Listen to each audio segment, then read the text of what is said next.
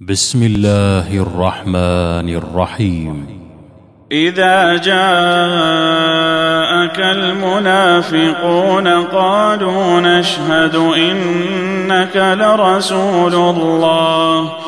والله يعلم إنك لرسوله والله يشهد إن المنافقين لكاذبون اتخذوا أيمانهم جنة فصدوا عن سبيل الله إنهم ساء ما كانوا يعملون ذلك بأنهم آمنوا ثم كفروا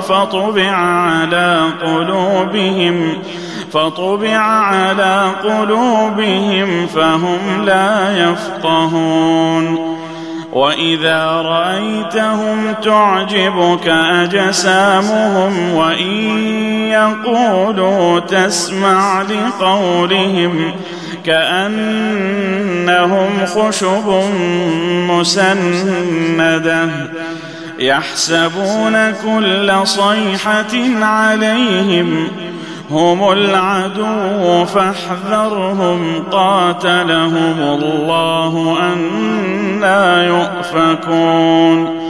وإذا قيل لهم تعالوا يستغفر لكم رسول الله لووا رؤوسهم ورأيتهم يصدون وهم مستكبرون سواء عليهم أستغفرت لهم أم لم تستغفر لهم لن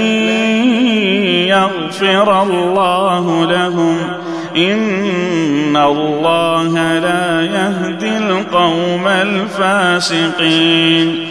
هم الذين يقولون لا تنفقوا على من عند رسول الله حتى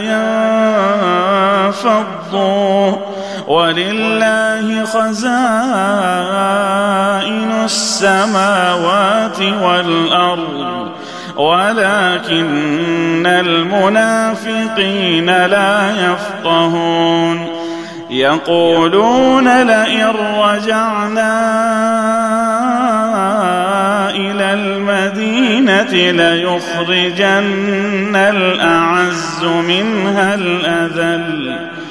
ولله العزة ولرسوله وللمؤمنين ولكن المنافقين لا يعلمون يا أيها الذين آمنوا لا تلهكم أموالكم ولا أولادكم عن ذكر الله ومن يفعل ذلك فأولئك